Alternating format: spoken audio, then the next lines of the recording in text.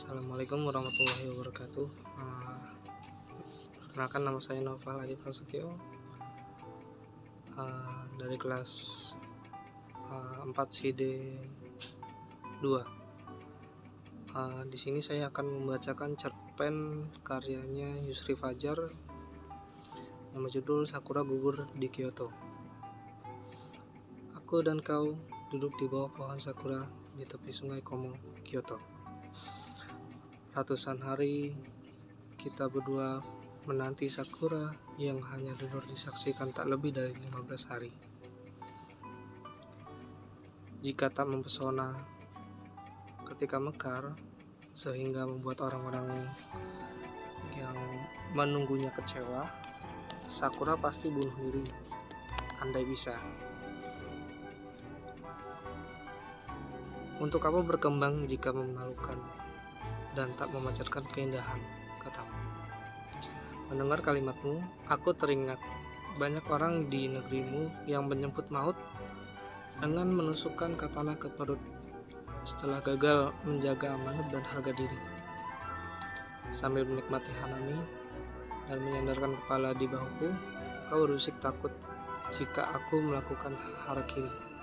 Padahal sejak meninggalkan Indonesia, tak pernah terlintas dalam pikiranku untuk bunuh diri di Jepang. Seandainya aku gagal meraih gelar, aku tak akan memilih jalan yang bagiku laknat itu. Mengapa kau tiba-tiba menyinggung bunuh diri dan takut aku melakukannya? Kau diam. Lalu mengalihkan pandanganmu pada sakura yang jatuh di permukaan sungai. Beberapa saat kemudian, kau bercerita tentang kekasihmu yang mengakhiri hidupnya dengan menggantungkan diri di tepi sungai kamu. Ia malu dan harga dirinya hancur karena gagal menyelesaikan instalasi listrik di stasiun Kyoto. Padahal, ia dikenal sebagai lulusan terbaik Fakultas Teknik Universitas Ritsumeikan. Matanya melotot dan lidahnya menjulur setelah seutas tali yang ia ikatkan di pohon sakura menjerat lehernya. Kematian terhormat tersebut dan heroik baginya, namun tragis bagimu. Apakah kau ingin menyusul kekasihmu untuk membuktikan cintamu?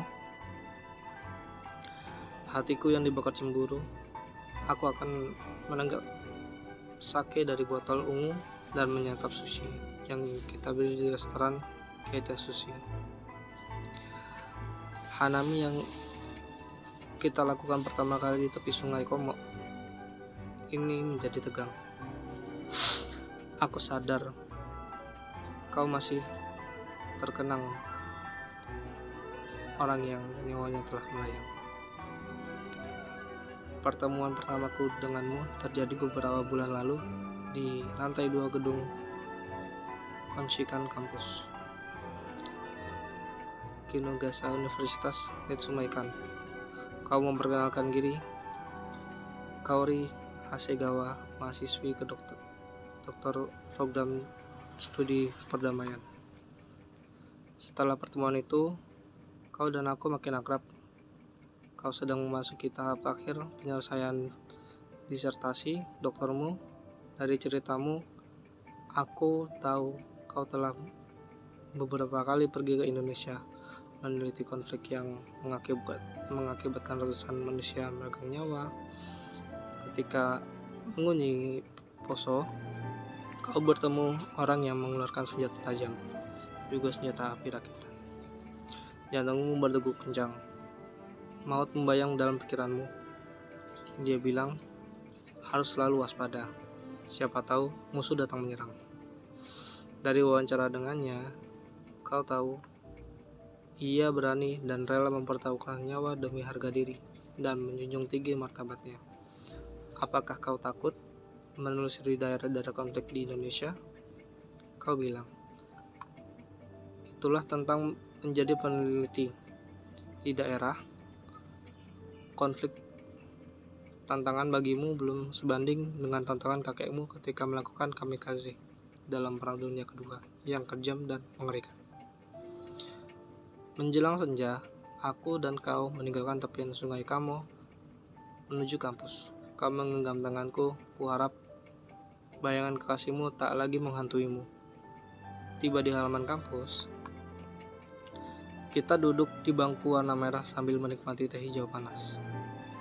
Di pojok halaman berdiri payung kayu setinggi setengah meter, tempat kau pernah berorasi mengkritik pemerintahan Jepang yang kau nilai gagal menekan angka bunuh diri. Harakiri kini tak lagi dengan merobek perut dengan katana, tetapi juga gantung diri seperti mantan kekasihmu, minum racun, menabrakan diri ke kereta, hingga terjun dari ketinggian. Temanmu dari Tokyo menulis disertasi tentang harakiri, sementara kau lebih tertarik meneliti tentang konflik etnik. Cokro, kau memanggilku dengan rona wajah muram. Sensei Nakata tidak puas dengan hasil penelitianku di Indonesia. Disertasiku belum seperti yang dia harapkan. Aku masih butuh data tambahan agar analisisku makin tajam. Menurutnya, penelitianku kurang mendalam dan tidak maksimal. Tuturmu menceritakan Profesor Nakata, pembimbing disertasimu yang perfeksionis. Apakah kau masih punya waktu untuk merevisi dan melakukan investigasi? Tidak. 3 minggu lagi aku harus mengumpulkan disertasiku. Kau masih punya banyak cukup waktu, kataku membesarkan hatimu karena aku tak ingin kau menyerah. Kau tahu, kauri kegigihanmu dalam mengerjakan berbagai tugas kuliah membuatku kagum. Kau tak hanya cantik, tapi juga pandai beropini. Aku tak rela jika kau gagal meraih gelar. Setelah membaca disertasimu, kurasa kau layak menyerahkannya untuk diuji. Sensei Nakata menilai belum layak. Dia sangat kecewa dengan hasil penelitianku. Jika nilaiku jatuh, aku tak lulus. Maka aku taruh di mana mukaku? Kau pasti lulus. Kita akan wisuda bersama. Aku tak yakin. Komentar sini Sensei Nakata membuatku pesimis. Aku diam menyelami gelombang putus asa yang menerpamu bertubi-tubi. Cobalah memohon pada Sensei Nakata untuk memberimu tambahan waktu. Jika kau pergi ke Indonesia lagi, aku akan menemanimu dan membantumu. Tambahan waktu tak akan berarti. Sensei Nakata sudah menganggap tulisanku sampah dan tidak bermutu. Seminggu lalu, ia bahkan membanting draft disertasiku. Kesabaran dan kepercayaan padaku telah remuk. Aku tak ada lagi yang bisa kubanggakan dari hadapannya. Harapanku untuk menjadi lulusan terbaik segera terkubur. Kau belum gagal. Ku yakin kau bisa melewati tantangan ini. Aku sudah gagal mempersembahkan yang terbaik, Cokro. Tentang penelitian ternyata tidak bisa kutaklukkan. Aku bukan lagi mahasiswa yang layak dipuji. Bagaimana aku menjelaskan kegagalanku kepada orang tuaku dan teman-teman di Nagasaki? Mereka begitu berharap padaku, sebagaimana Sensei Nakata. Kau tertunduk dan menyikapkan rambutmu. Bola matamu mulai dibanjiri air mata. Apa gunanya hidup dalam kegagalan, rasa malu dan kehampaan? Tak ada lagi kehormatan, ungkapmu. Lalu memendamkan wajah di dadaku. Pilu telah menjadi mata pedang samurai yang menyerangmu dari berbagai penjuru. Melihatmu ditikam kesedihan begitu nyeri, aku mengajakmu meninggalkan kampus Kinugasa yang mulai gelap dan lenggang. Di jalan, kau terus dirundung murung. Sampai di apatomu, kau ingin aku menemani melewati malam. Tapi, seperti yang kau tahu, ada perempuan yang setia menungguku di apotekku. Perempuan lemah lembut yang pernah bertemu denganmu ketika kau berkunjung. Ketika aku pamit pulang dan berjanji untuk datang esok hari, kulihat kegalauan makin pekat menggantung di wajahmu. Dengan berat hati, kau melepaskan pelukanmu setelah kecupan hambar kau serangkan ke bibirku. Angin muram ketika aku menyusuri kawasan Taniguchi Karata. Ku kayu sepeda menuju apotekmu di Omurashi Bashicho.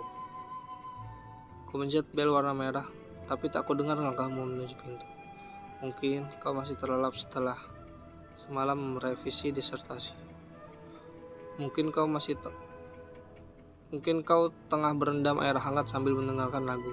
Aku menunggu. 10 menit kemudian, aku menekan bel kembali. Tetap tak ada jawaban. Apakah kau tak berkenan lagi dengan kehadiranku, Kauri? Dalam gelisah, aku menghubungi ponselmu. Tanda panggil berbunyi, tapi tak ada jawaban. Tidak penasaran, aku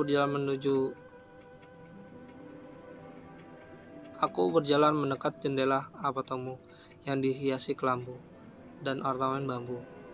Dari jendela, aku melihat lantai ruang dipenuhi kertas berserakan, buku-buku terbuka, halamannya, dan letaknya tak beraturan. Tubuhmu rebahan setengah melingkar di atas tatami. Beberapa helai rambut panjang hitam terurai menyapu wajahmu yang pucat.